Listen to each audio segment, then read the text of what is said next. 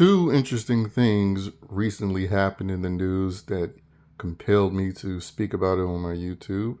The first is about a week ago, there were Juneteenth events, and just like every year since it's been a federal holiday, more people got killed and shot at those events in South Carolina and in Tulsa, specifically in the area of Black Wallstreet.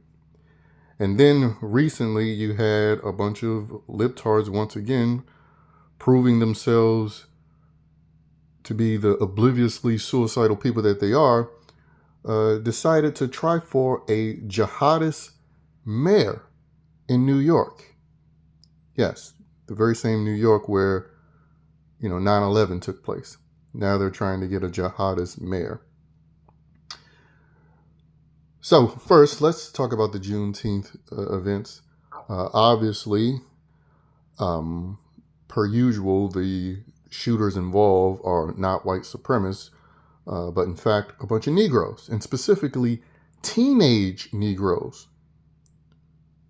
which again goes to show this whole argument about, oh, they're just kids. Oh, they're just kids. No, apparently when they're Negro kids, they are the worst of the violent offenders. And you can just regularly look up the news and see that fact. But anyway, these teens, Negro teens, a couple of them seem like half-breeds, decided to shoot up a couple of Juneteenth celebrations, specifically the South Carolina Juneteenth shooting involved a few teenagers where I think 7 were injured and 1 was killed. Well, no, 9 people were injured and 1 was killed in Anderson, South Carolina. And then you had the other Juneteenth violent event where it took place in Tulsa, in the Greenwood district, which again is historically known for, the whole Black Wall Street, which quite frankly, based on events that's taking place now and seeing how propagandized everything is in the mainstream media, it really causes doubt about the legitimacy of that whole Black Wall Street and how prominent and thriving it actually was. And you find when you look up further details about these matters, especially when it's, inflates racial victimhood amongst so-called minorities, you often find out that it's full of lies, basically, or strong exaggerations. And quite frankly, an exaggeration is a lie as well. But anyway, in the Tulsa situation, 1 person was killed and 7 people were injured. And apparently it was a fight that led to a shooting. Now, of course, they're having the conversation once again, talking about the safety concerns. You even have Negroes having the audacity to complain, well, they don't have enough security.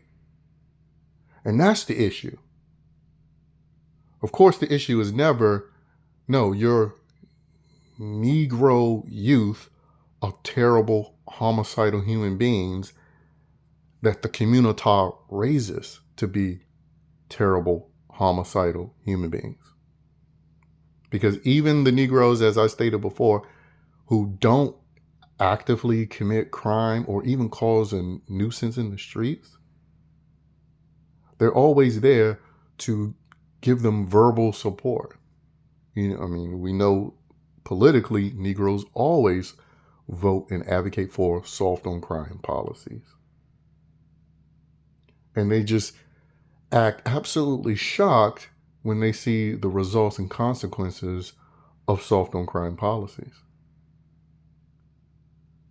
There's a reason why mass incarceration existed. It's because Negroes like this have always massively committed crime. Now, if it was up to me, it wouldn't even be a mass incarceration. It would be a mass death penalty going on. Because, again, I put myself in the shoes of people that have lost loved ones, and I would want them dead, whoever harmed somebody I cared about. But, I can't really put myself in their shoes because a lot of these Negroes who even have lost loved ones to black on black crime, they still advocate for the soft on crime policies. Mainly because they know it will mostly affect so-called black people. Specifically, black violent criminals. Me, I don't have a racial preference of who calls chaos. Anybody that calls chaos, especially death, should be put to death. But unfortunately, we'll never live in that society because we have, the racially cucked so-called white people in this country who primarily run these institutions enabling this nonsense, which brings me to the nonsense going on in New York.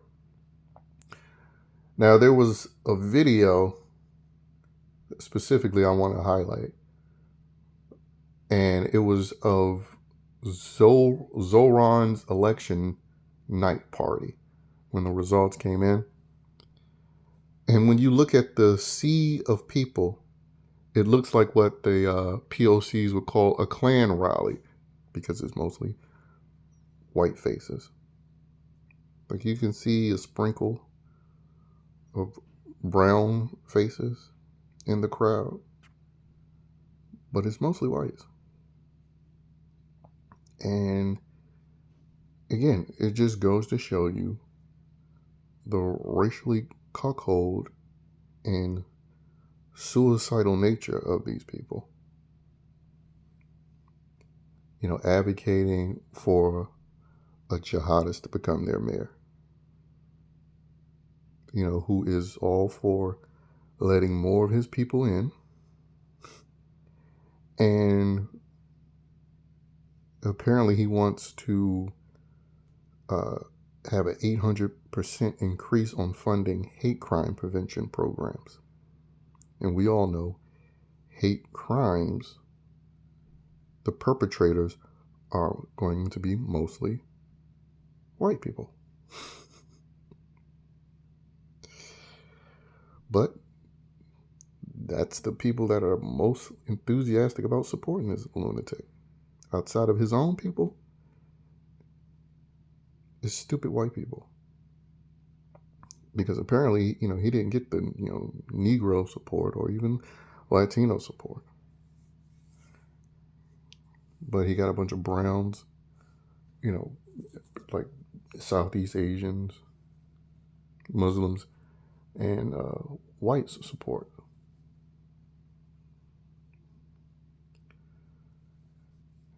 I mean, again, that's why personally I believe it should be illegal to be a liberal in this country because they're worse than foreign terrorists because they're born here and they live here, and yet they take every single opportunity to try to pull this country down.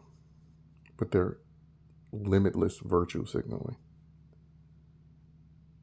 And quite frankly, if he becomes mayor, I hope that they suffer the worst because they deserve it. Now it's going to be on Trump whether or not he actually cuts federal funding from that place once the jihadist mayor comes up. I mean, the elections happen in November, but I think the people are stupid enough to elect him. But anyway, these are just like two different situations: the Juneteenth shootings, the support for a jihadist mayor in New York, that just further underlines the cancer that the Democrat Party and liberals in general are. because they support these mass shootings that take place because they ignore them, pretend they're not happening. And obviously, as we've seen, they've been supporting, socialism, Marxism, fascism. So that's all I have to say.